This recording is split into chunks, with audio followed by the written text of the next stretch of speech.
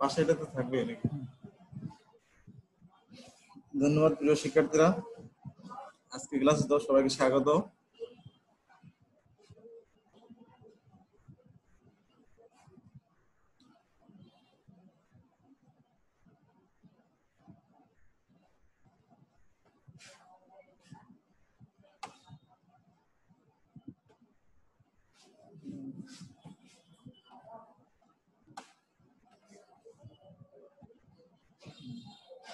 ধন্যবাদ সকলকে। আজকে ক্লাসে সবাই স্বাগত। ষষ্ঠম শ্রেণীর বাংলা দ্বিতীয় পত্র ক্লাস। পেজ ডাউন দিলে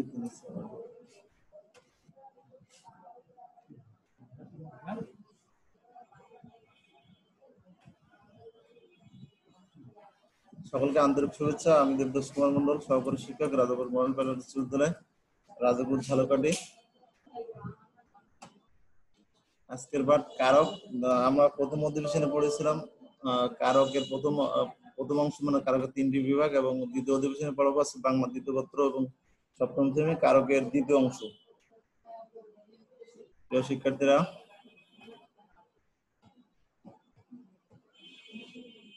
শিক্ষণফল আজকের যে কারক পড়াবো, কারক থেকে তোমরা কি শিখতে পারবে সেটা দেখো। কারকের সংজ্ঞা বলতে পারবে, বাক্য থেকে সম্প্রদান কারক, অপদান কারক ও অধিকরণ কারক শনাক্ত করতে পারবে।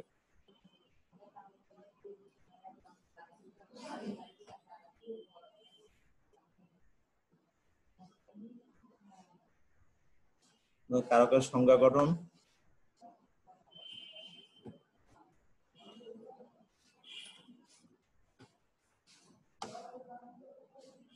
বাক্যস্থিত ক্রিয়াপদ ও অন্য পদের সাথে যে সম্পর্ক, বাক্যস্থিত ক্রিয়াপদ এবং অন্য পদের সম্পর্ককে বলে কারক।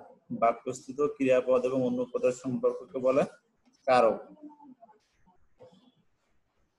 তাহলে কারক কাকে হলো? বাক্যস্থিত ক্রিয়াপদ এবং অন্য পদের সম্পর্ককে কারক বলে। কারকের শ্রেণী বিভাগ। কারক প্রধানত 6 প্রকার। দেখো, কারক প্রধানত 6 প্রকার আছে।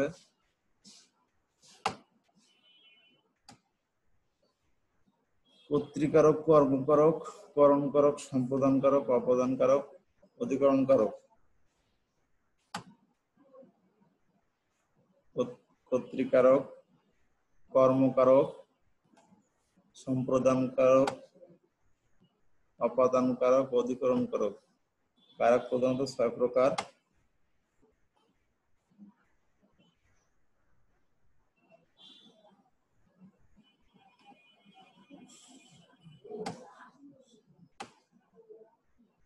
কর্তৃকারক, কর্মকারক, করণকারক,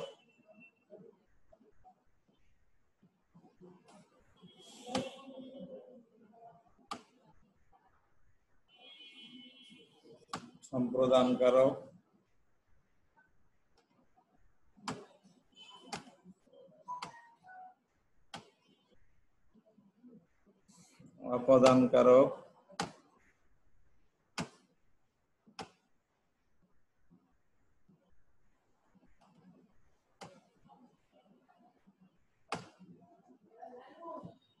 অপদানকারক, অধিকরণকারক।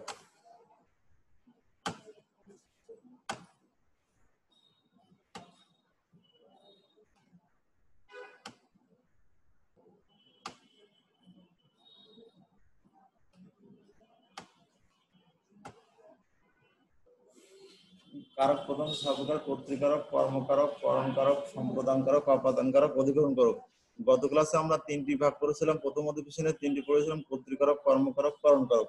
আজকে দ্বিতীয় অধিবেশনে আমরা তোমাদেরকে পড়াবো সম্প্রদানকারক, অপদানকারক এবং অধিকরণকারক।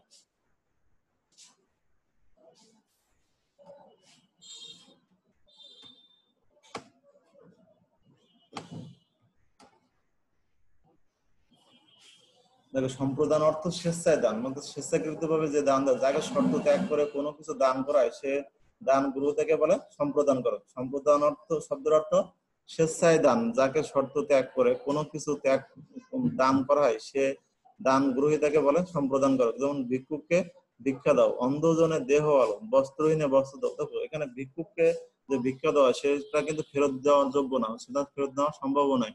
এই জন্য এক্ষেত্রে সম্প্রদান করো। সম্প্রদান অর্থাৎ স্বেচ্ছায় দান ও শর্ত ত্যাগ করে যে দান দেওয়া হয় সেটা হচ্ছে সম্প্রদান করো।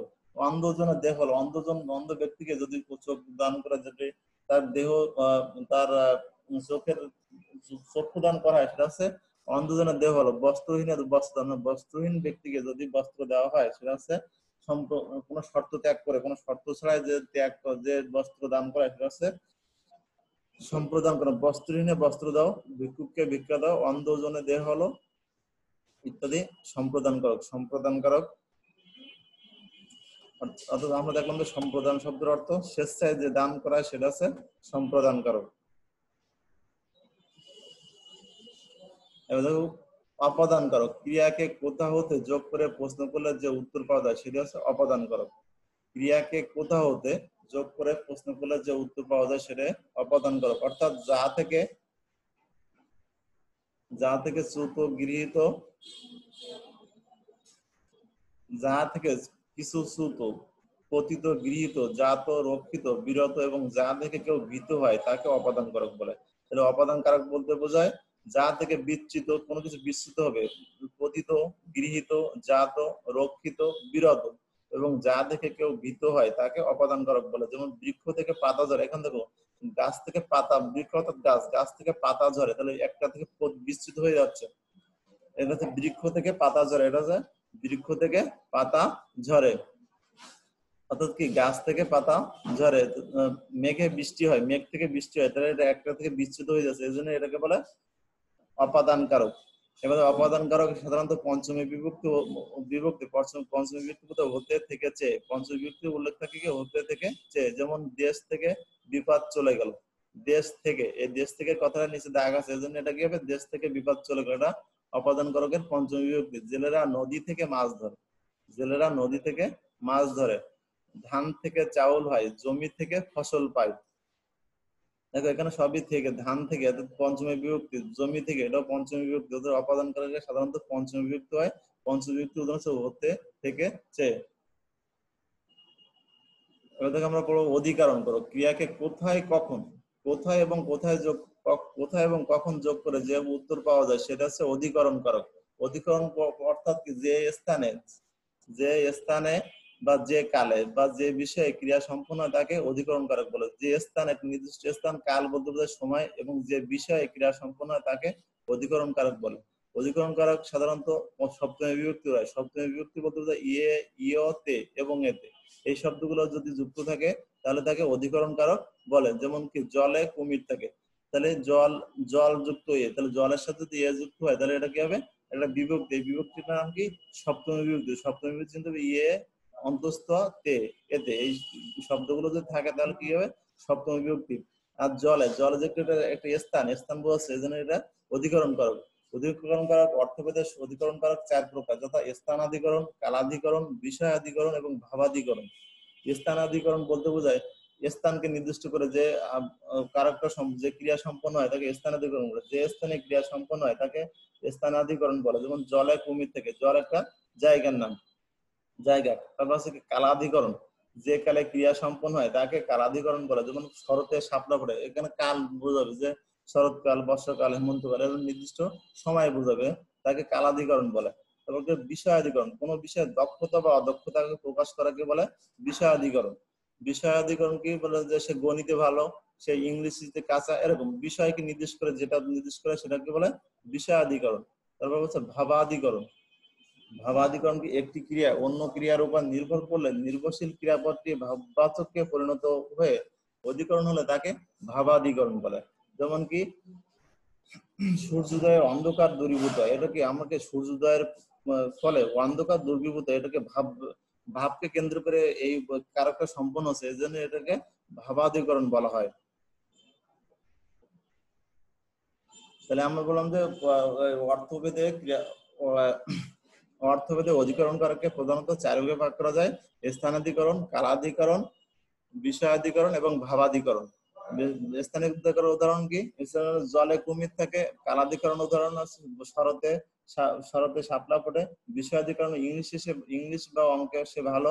ভাবাধিকরণ সূর্যোদয়ে অন্ধকার দূরীভূত হয়।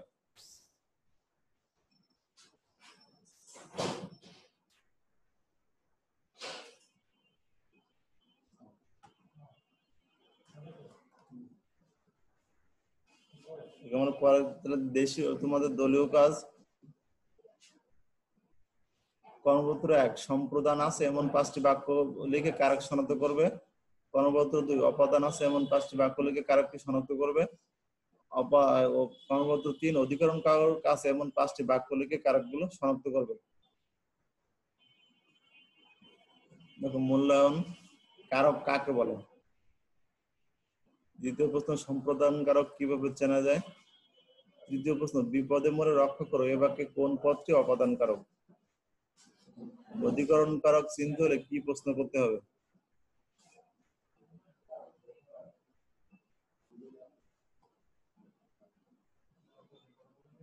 বাড়ির কাজ দেখো আমি নিচে একটা অনুচ্ছেদ লিখে দিয়েছি, এই অনুচ্ছেদটা লিখে নেবে খাতায়, লিখে নিয়ে এখান থেকে কারকগুলো শনাক্ত করবে যে কোনটি কোন কারক।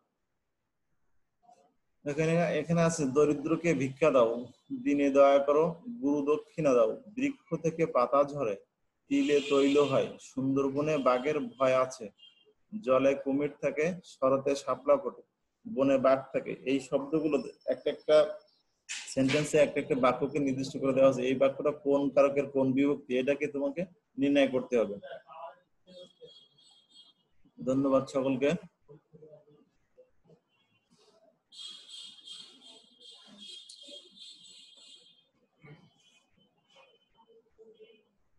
ধন্যবাদ স্যার, ধন্যবাদ।